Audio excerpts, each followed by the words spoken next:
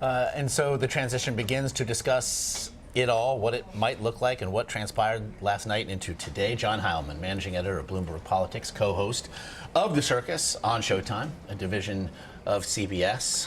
And The Walking Dead. Which is, seems also relevant. And the primary exemplar of zombie journalism. Yeah, this is just, it's nighttime with the sun. That's what it is. Yeah.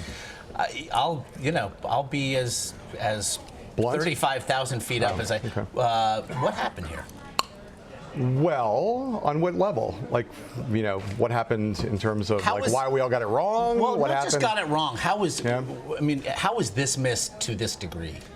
Well, I think a lot of things were screwy about this. I mean, I think there's the obvious thing, which is that polling is broken, like in a profound, deep way, and the Clinton campaign was really genuinely convinced, I mean, up until 8:30 last night, that they were totally fine in Pennsylvania, they were going to win Michigan, they were going to win Wisconsin, they were going to be fine in Colorado, that they had the whole thing in hand, and genuinely confident about that. Their numbers were as messed up as the public polling is. And it's not just in America. We say, obviously, Brexit's a really good example, but there's a bunch of examples in Western Europe.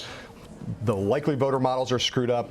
This particular thing that I'm obsessed with, which is the reason why you could be convinced, guaranteed, there was no way Hillary Clinton could lose this race, was that she was going to do something that no Democrats ever done before, which was she was going to win white college-educated voters, right?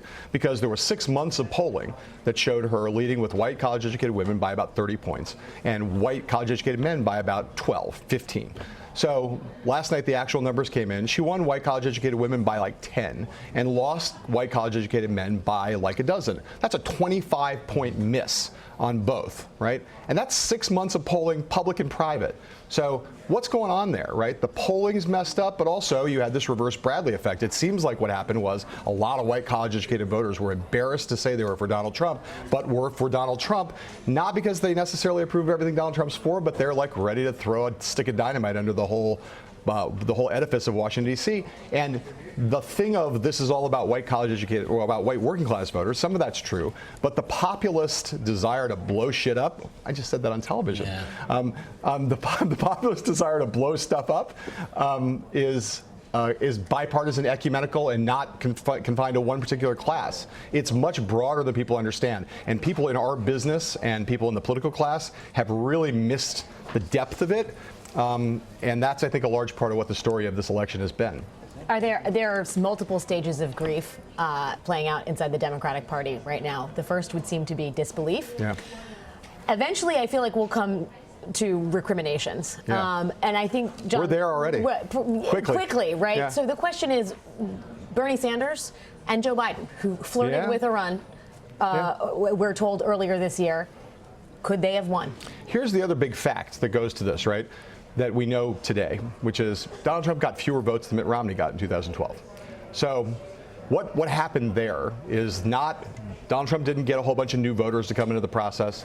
He managed to win. He will end up winning somewhere in the low 300 electoral votes if these states fall the way they're supposed to fall, by getting fewer popular votes than Mitt Romney got, which means that there was an epic fail on the part of Hillary Clinton to turn out, not only to not turn out the Obama coalition in toto, but not only turn out even a decent chunk of it, and then let alone to kind of build some kind of a Hillary Clinton coalition. She was a magnificent failure as a candidate, and this goes to the question for a lot of Democrats. I think there's going to be a massive bloodletting on the left and over whether they just picked the wrong horse in a fundamental way. She obviously had huge problems. She also had certain things that she might have been able to build out, but she never built out. No one can really talk about what her rationale for running was. What was the case she actually made to voters that would have attracted a kind of a coalition that was built around her positive vision for the country. And again, all this stuff, people said these things as this campaign unfolded, but you saw all the things that were wrong with Trump, all of the liabilities that Trump had. And you kind of took your eye off the ball, which was that she was just a terrible candidate who didn't build, anything like what you need to do to build to win an election.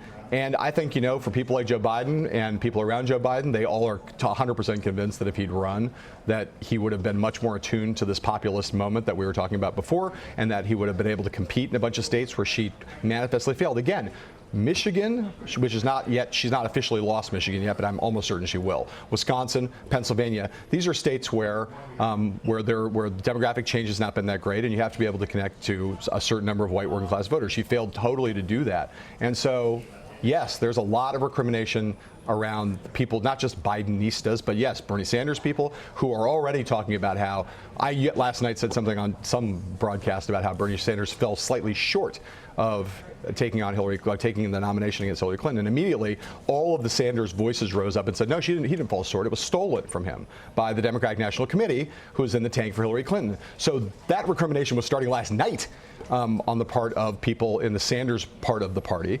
And again, I think, if Elizabeth Warren had run, she would have run a better race against Donald Trump, because she would have been able to tap into that millennial vote that Clinton manifestly failed to do. She would have run as a populist in a way that she couldn't. There's a million what ifs, right? But I think Democrats are going to spend a lot of time over the next few months thinking about how we could have lost to this guy and how bad your candidate had to be to lose to Donald Trump. And you couldn't help but notice last night, as we hit midnight and the concentric circles started shrinking and all eyes were there on Michigan, a state that she lost to Bernie Sanders in the primary.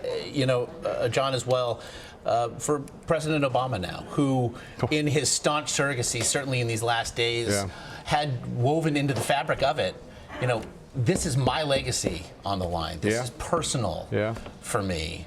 83% of the voters said that change it all at any cost. Essentially, that trumped everything else.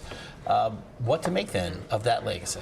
Well, and also what to make of the fact that he's a guy with a pretty decently, healthily north of 50% approval rating. I think that the wrong track numbers and the disapproval, the change number, is a broad gauge thing, right? So you have a lot of Democrats who believe the country's on the wrong track and blame Republicans for that. It's not like kind of a specific rejection of the Obama legacy. In some cases, it obviously is. There are millions of people who don't like what Barack Obama did. But Donald Trump was the change candidate. Yes, there's no question about that. But I mean, I think there are a lot of Republicans who are for Donald Trump because they hate the Republican establishment as much as they hate the Democratic establishment. Donald Trump is a stick of dynamite, right? And you're a lot of Republicans who are for Trump because they don't like Mitch McConnell, they don't like Paul Ryan, they don't like Barack Obama, they don't like Joe Biden, they don't like Hillary Clinton. They don't like any of those people. And again, roll the stick of dynamite into the Capitol and see what happens. I think, look, the consequences for President Obama are huge because, will Republicans repeal the Affordable Care Act? Yeah. They'll repeal the Affordable Care Act. They're now going to control not just Donald Trump in the White House, but they've maintained control of the Senate, they've maintained control of the House, they've campaigned on nothing but repealing Obamacare for now, ever since it passed. Will they do it? I think unquestionably they'll do it, and they'll do it relatively quickly. Not quite the way that Trump thinks, because he doesn't really understand how legislation gets passed, but they will move to do that rapidly, I think, and that will just be the beginning. Dodd-Frank, a whole bunch of things in the Obama, what were trophies on the Obama mantle will now be torn down and either thrown. There will be no. The judicial Court branch. Right. There are a million. There are just everything. There's nothing secure at this point. Yeah. So Obama legacy, one thing, but quickly, campaigns and how they're run, and the estimation that you have to have a ground game and you need to know who your voters are. It needs to be a data-driven operation. Out the window, or is it just this is a crazy election year? Well, I think that look, Donald Trump brought a bunch of very potent, unique, not necessarily unique, but unusual characteristics. I mean, he was, a guy who had a television show that 25 million people watched every single week when it was in its peak, right? That's an incredible base to bring into a campaign. He won 14 million votes in the Republican nomination fight. And obviously won a lot more in the general election. But to start with 25 million regular viewers who watch you every week religiously is a thing that not that many people can bring. So Trump, celebrity may be a thing that renders. If you're a celebrity on that level and you're rich on that level, it may render get out the vote and traditional campaigning metrics obsolete. I don't think that if you're a normal candidate, you can just give up on all the science and the normal stuff that campaigns now do in the modern era. John Heilemann, Bloomberg Politics. Appreciate the time. Yeah, and the profanity? Less so. We'll be checking. We'll be censoring that. Less so. You're on a delay. Less so. With the corner offices. Less so. This is what happens when you get me on with no sleep, guys. I'm old. I can't do the all-nighters anymore and still keep it together. It's young at heart, though. Yeah. Yeah. Or something. Keeping it somewhat real. Thank you, John, as always.